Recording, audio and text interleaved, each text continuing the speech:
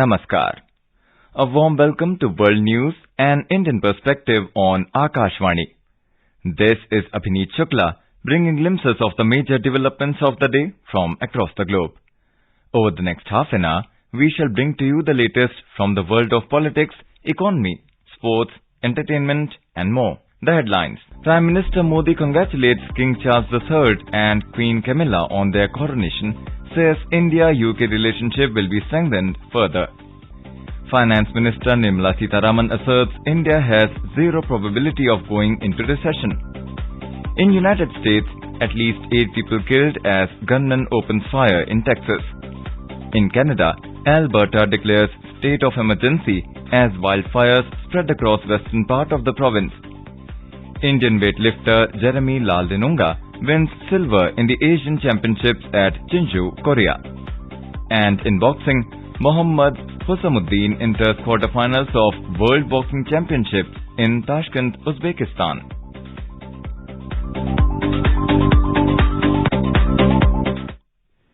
India's Prime Minister Narendra Modi has congratulated King Charles III and Queen Camilla on their coronation.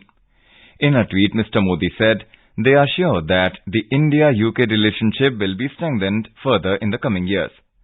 Vice President Jagdeep Dhankar and his wife Dr. Sudesh Dhankar attended the coronation ceremony in London. King Charles III was crowned during a majestic and deeply religious ceremony at Westminster Abbey in London on Saturday. After the service, the King and selected members of the royal family made the customary appearance on the Buckingham Palace balcony. US President Joe Biden also congratulated the King and the Queen. He noted the enduring friendship between the United Kingdom and the United States. French President Emmanuel Macron said, "King Charles III and Queen Camilla are friends of France." President of the European Council Charles Michel extended his best wishes to King Charles III and Queen Camilla in a tweet, adding that the Council appreciates the King's dedication to environmental efforts. Finance Minister Nirmala Sitharaman said that many of the developed economies are on the verge of facing recession, but India has zero probability of going into recession. Ms. Sitharaman said that despite that, we cannot sit with complacency because as India has set a goal of becoming a developed and advanced economy by 2047. The Finance Minister said this at a function in Bengaluru on Saturday. Ms. Sitharaman said, "At present, India is the 5th largest economy in the world, and if it has to reach the 3rd position and so on, then it is not possible if we sit on this comfort factor that there is no recession." She said, to boost infrastructure, the Government of India has increased the spending from 4 lakh crore rupees in 2019 to 10 lakh crore rupees. So many developed countries today are on the verge of facing recession. The chance of any country entering a recession now for India is zero. And if it is zero, can we just sit with complacency and say, all right, we are zero, no problem, we won't get into recession, we are all right? No, we can't. The UAE Ministry of Economy will host a special event to mark the first anniversary of the UAE-India Comprehensive Economic Partnership Agreement, that is CEPA, during the annual investment meeting at the Abu Dhabi National Exhibition Centre on Monday. The event, called CEPA Beyond Trade, will showcase the positive impact of the agreement on commercial and cultural exchange between the two countries over the past 1 year. CEPA Beyond Trade will include panel discussions with industry leaders from both the UAE and India. India's Defence Minister Rajnath Singh has approved posting of women officers of the Territorial Army, that is TA, along with the line of control. This progressive policy measure is aimed at enhancing the scope of employment of women officers as well as meeting their professional aspirations. They will now serve and train under the same conditions as their male counterparts in a wider range of units and appointments. Territorial Army had commenced commissioning of women officers since 2019 in Ecological Task Force units, TA All Sector units and TA Railway Engineer Regiment. Based on the experience gained during this period, it has been decided to extend the scope of further employment for women officers in TA. The territorial army is based on a citizen soldiers army concept, and officers undergo annual training on basic military skills while remaining employed in civilian life. Defence Minister Rajnath Singh will inaugurate the Indian Air Force Heritage Centre in Chandigarh on Monday. He will also lay the foundation stone for Centre for Cyber Ops and Security. The Heritage Centre will comprise of artifacts, simulators and interactive boards to highlight the various facets of operations in the Indian Air Force. It will showcase the important role played by Air Force for humanitarian assistance and disaster relief besides its combat capabilities. It will also house various vintage aircraft. The Heritage Centre will go a long way in motivating and inspiring the youth of this city in making a career in the Indian Air Force. In today's Hotspot section, we bring you a news commentary on Operation Kaveri, a resounding success. The commentary has been written and edited by Vineet Fahi, journalist. India has yet again demonstrated its ability to swiftly and efficiently carry out rescue and evacuation operations when it comes to helping its own citizens stranded in other countries during the times of natural calamities, political upheavals or internal strifes there. The recent Operation Kaveri, launched on April 24th to rescue scores of Indian citizens who were stranded in conflict-hit Sudan, is no different from the earlier ones. In fact, the Indian government officials and armed forces are working in tandem to evacuate stranded Indians from the northeastern African nation. As the External Affairs Minister, Dr. S. Jaishankar, tweeted, so far around 3,000 people have reached India. About 600 more people have been brought back by India under the mission from the violence-hit Sudan. Separately, a group of 20 Indians crossed over to Chad through the adjoining land border with Sudan. According to the Ministry of External Affairs, teams are facilitating their journey back home. The Indians were brought back home from the Saudi Arabian city of Jeddah, where India has set up a transit camp for the evacuees. Under Operation Kaveri, India has been taking its citizens in buses from conflict zones of Khartoum and other troubled areas to Port Sudan, from where they are being taken to Jeddah in Indian Air Force's heavy lift transport aircraft and Indian Navy ships. From there, they are being brought back home either on commercial flights or the IAF aircrafts. It is worth mentioning here that Prime Minister Narendra Modi's commitment and Indian government's resolve to always help Indians when they are stuck in difficult situations has helped a lot in this mission. As the Foreign Secretary Vinay Mohan Kwatra put it, the Prime Minister from day one had monitored the efforts and objectives of the ministry. The Ministry of External Affairs was absolutely focused on the directions of the Prime Minister. As per estimates, some 3,500 Indian nationals and another 1,000 odd people of Indian origin are there in different parts of Sudan. The Indian Embassy in Sudan initiated an online process, and so far about 3,400 Indian nationals have either registered online or are in touch with the embassy there.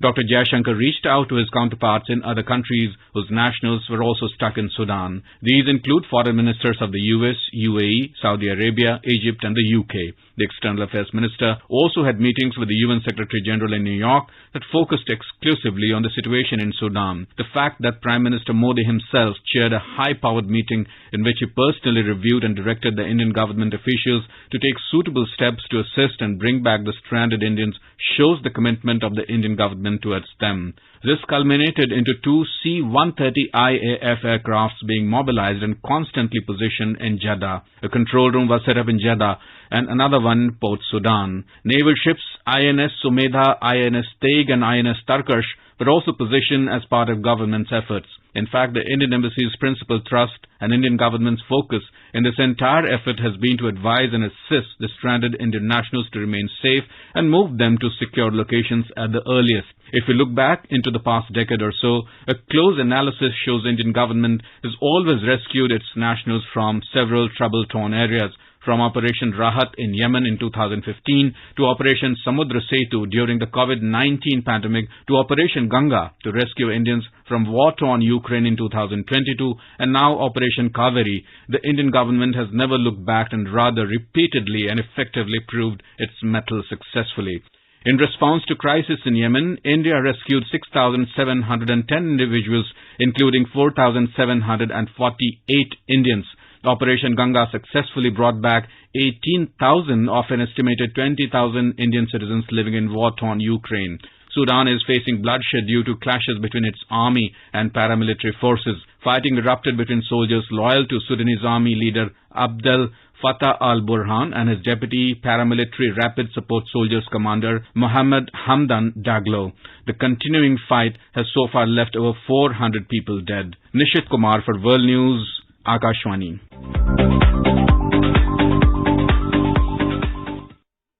This is Akashwani giving you the world news.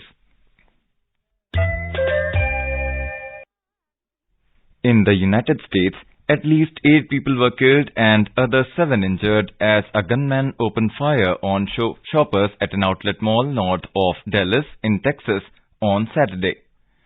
Hundreds of people were evacuated from the mall as eyewitnesses described the man firing indiscriminately at passers-by. City Police Chief Brian Harvey said at a press conference that the gunman was killed by police after he began firing outside of the Allen Premium Outlets Mall in Allen. In a statement, Medical City Healthcare said its trauma centers were treating 8 injured persons. In a statement, Texas Governor Greg Abbott described the shooting as an unspeakable tragedy. He assured that the state was prepared to offer any assistance local authorities may need. 7 People's Liberation Army, that is PLA aircraft, 1 anti-submarine helicopter, that is K-28, entered Taiwan's Southwest Air Defense Identification Zone, that is ADIZ, on Friday, according to the Taiwanese Ministry of National Defense, MND.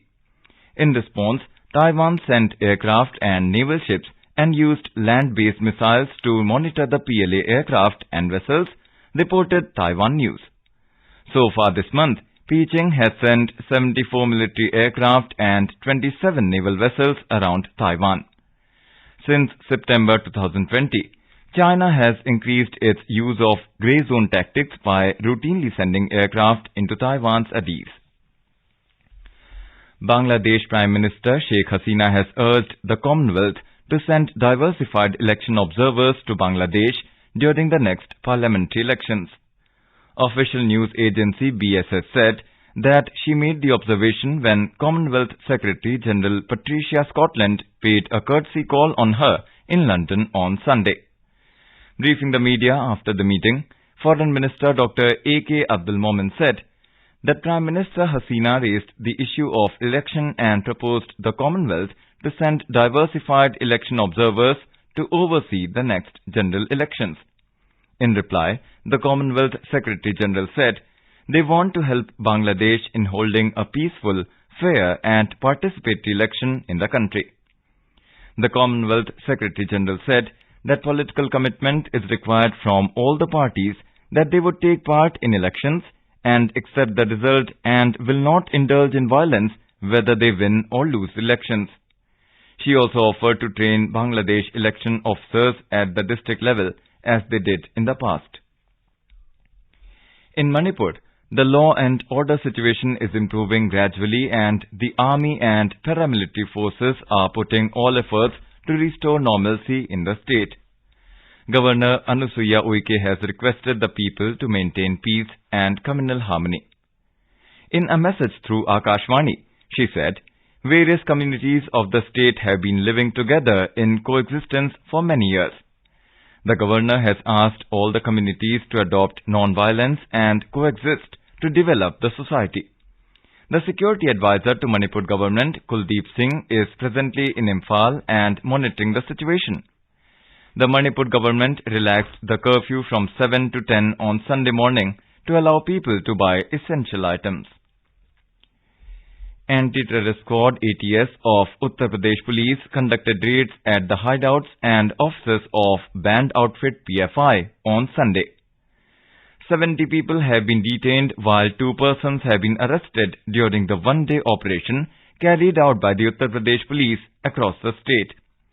Maximum 11 people have been detained from Shamli district while 10 from Ghaziabad and 9 from Lucknow district. As the campaigning in Karnataka for assembly elections will come to an end on Monday, top leaders of all the political parties are making last-ditch efforts to woo the voters in their favour.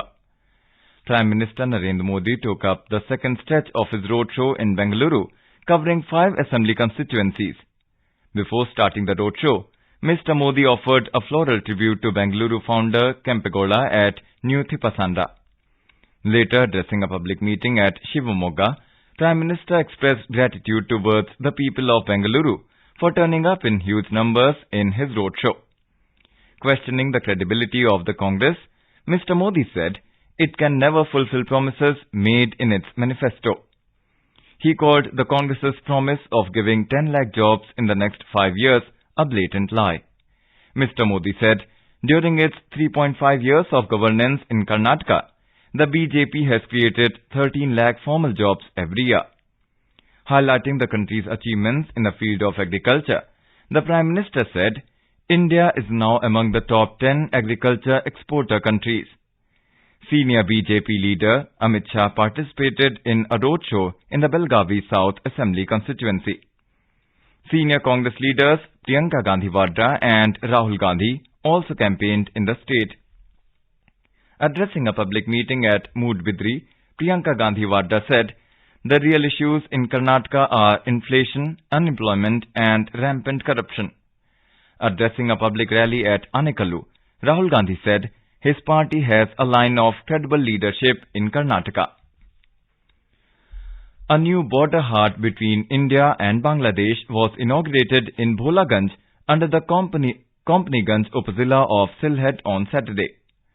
Bangladesh's Expatriates Welfare and Overseas Employment Minister Imran Ahmed and Indian Assistant High Commissioner Neeraj Kumar Jaiswal jointly inaugurated the border hut. The border hut will function on Wednesdays and Saturdays between 10 in the morning to 4 in the afternoon.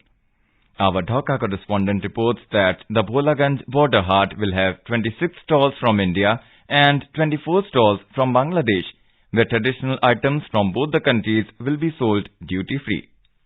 The opening of the border hut at Bholaganj on the border between Sylhet in Bangladesh and East Khasi Hills of Meghalaya was welcomed by people on both sides of border with great enthusiasm. This is the 4th border hut in Sylhet division, out of which 3 are currently functional. 3 more border huts are planned to be opened in the Sylhet division. The border hut will function on Wednesdays and Saturdays between 10 in the morning to 4 in the afternoon. The Bholaganj border hut will have 26 stalls from India and 24 stalls from Bangladesh, where traditional items from both the countries will be sold duty-free. Border huts may be small in terms of the volume of trade, but they contribute immensely in bonding of people on both sides of border, knowledge sharing and deepening people-to-people connectivity, which is an essential building block in cementing ties between the two neighboring countries. Rajesh Jha, Akashvani Samachar, Dhaka.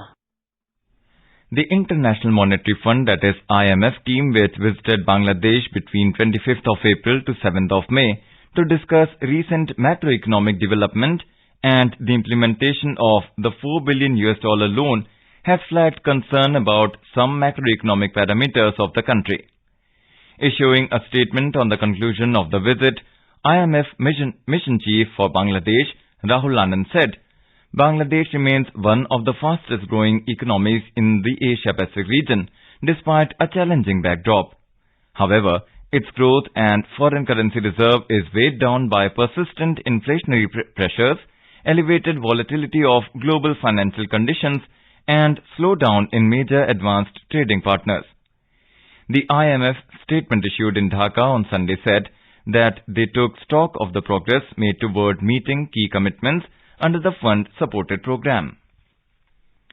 In Canada, Alberta has declared a state of emergency after wildfires spread across the western part of the province, driving nearly 25,000 people from their homes. Faced with more than 100 wildfires, Alberta's Premier Danielle Smith called the situation unprecedented. Residents of Edson, a town of more than 8,000, were told to leave immediately. Ms. Smith said a hot, dry spring had created and some 122,000 hectares, that is 301,000 acres, had burnt so far. Many of the fires are burning out of control, fanned by strong winds. The worst hit areas include Drayton Valley, about 140 km, that is 87 miles west of the provincial capital Edmonton, and Fox Lake, some 550 km north of the city, where 20 homes were consumed by fire. Firefighting helicopters and air tankers have been brought in, and the federal government has offered assistance from Ottawa.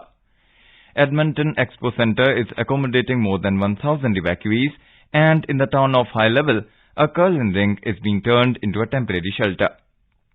Alberta is a major oil-producing region, but so far oil facilities do not appear to be in immediate danger. The cyclonic circulation which developed on Saturday is laying over the southeast Bay of Bengal and adjoining the South Andaman Sea. Under its influence, a low-pressure area is likely to form over the same region on Monday.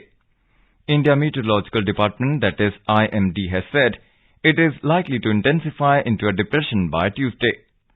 Thereafter, it is likely to intensify into a cyclonic storm while moving nearly northwards towards the central Bay of Bengal and adjoining the North Andaman Sea. The IMD said sea condition is likely to be very rough from Tuesday onwards. Fishermen, small ships, boats and trawlers are advised not to venture into the sea in southeast Bay of Bengal and adjoining areas of the Andaman Sea. India has opened a track of access road for the dry port up to Dodra Chandni Municipality 1 of Kanchanpur. The access road track has been opened up to the Nepali border by cutting down around 2,000 trees in Indian territory for the dry port in Dodra Chandni. Mayor of Dodra Chandni Municipality, Kishore Limbu, shared that India has opened a track of access road up to the Nepal-India border from the national highway based in bordering Chakarpur market. The construction of a dry port in Dodra Chandni would directly connect Sudur Paschim with India for trade. In addition, it would facilitate easy access to New Delhi and the industrial city of Rudrapur. A track of a 4-lane access road having a length of around 4 kilometers has been opened with established connectivity between Chakarpur of Chambawat district of Uttarakhand, India, and Nepali territory Gadigod. Executive Director at Intermodal Transport Development Committee, Ashish Gajurel, said, India has agreed to construct all structures from dry port to integrated checkpost. For this purpose, a 4-lane cemented bridge has been constructed over the Mahakali River for the dry port. In Indian Premier League, the Gujarat Titans defeated the Lucknow Super Giants by 56 runs at Ahmedabad. After setting a victory target of 228 runs, Gujarat Titans restricted Lucknow Super Giants to 171 runs for loss of 7 wickets in the stipulated 20 overs. For Gujarat, openers Riddhiman Saha's 81 of 43 balls, Shubman Gill's 94 unbeaten of 51 balls, and impressive bowling by Mohit Sharma taking 4 for 29 helped the team seal the victory. Gujarat Titans retained its position at the top of points table with 16 points from 11 matches. The other match between the Rajasthan Royals and Sunrisers Hyderabad at Savai Mansingh Stadium in Jaipur is underway. Chasing a target of 215 runs set by Rajasthan Royals, Sunrisers Hyderabad were 174 for 5 in 18 overs when reports last came in. Opting to bat first, Rajasthan Royals scored 214 for 2 wickets in 20 overs. In the Asian Weightlifting Championship, India's weightlifter Jeremy Ladenunga won a silver in snatch at Jinju, Korea on Sunday. The 20-year-old won a silver medal in the snatch event with a lift of 141 kilograms in the 67 kilogram weight class. China's He Yuji finished with a gold. Earlier, Bindya Rani Devi clinched a silver medal in the women's 55 kilogram category at the Asian Weightlifting Championship. Sorokhaivam Bindya Rani Devi on Saturday registered a combined lift of 194 kilograms to finish second on the podium. China's Shen Guanling won the gold medal with a combined lift of 204 kilograms. In the World Boxing Championship, Deepak Bohria of India defeated Olympic bronze medalist Sakyen Bibosinov 5-2 to go to the pre-quarterfinals of the 51 kilograms category of the World Boxing Championships in Tashkent on Sunday. Later in the day, Mohammad Hossamuddin defeated Russia's Savin Eduard 5-0 in a unanimous decision to enter into the 57 kilograms quarter-finals. He will take on Javier Ibáñez of Bulgaria for a place in the semi-finals and an assured medal. World Athletics Day 2023 is being celebrated on the 7th of May. The main objective of this day is to raise awareness about fitness among children and encourage young and school children to take up athletics. The theme for World Athletics Day 2023 is Athletics for All, a New Beginning. Youth Affairs and Sports Minister Anurag Singh Thakur on Sunday said, Neeraj Chopra's Diamond League win in Doha and 3 more athletes breaking national records in the last 24 hours at the Athletics Track Festival in Los Angeles is a great way to celebrate World Athletics Day today. He said, it has been a stellar week for India in athletics.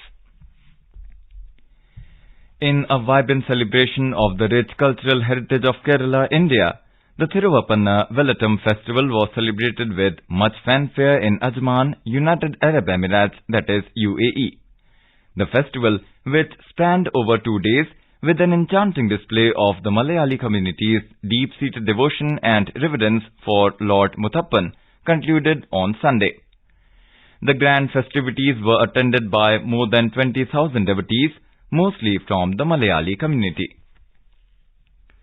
And now, let us take a look at the major developments around the world as reported in the foreign press. The Guardian writes, Canada summons Chinese ambassador after MP and his family harassed. The New York Times writes, US has gotten no reprieve from its epidemic of mass shootings. There have been at least 192 mass shootings so far this year, according to the Gun Violence Archive.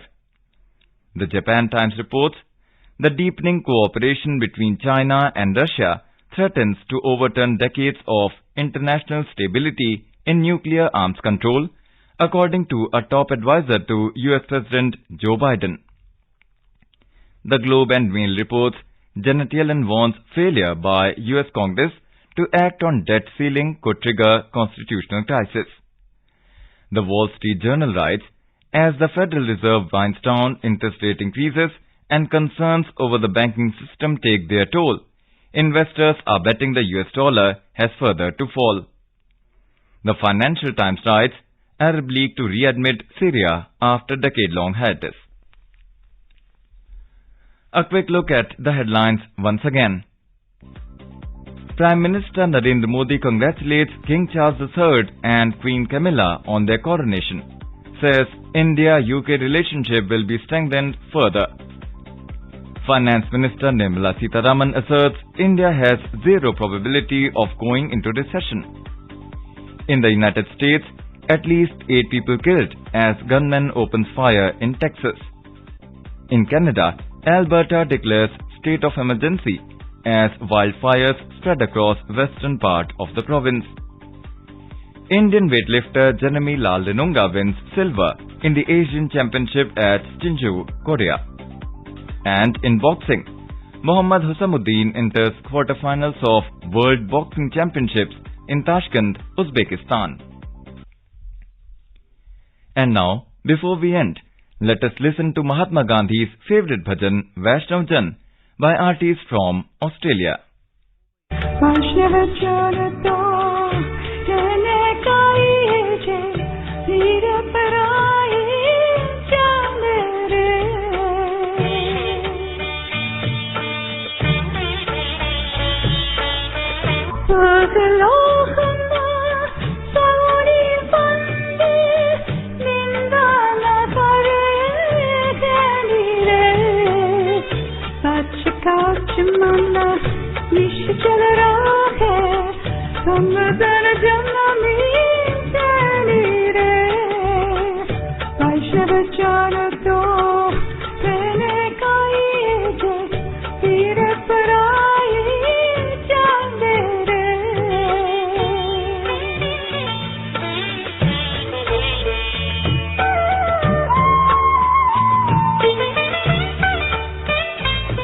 And with that, we end this bulletin. We'll be back at the same time tomorrow with the next edition of World News.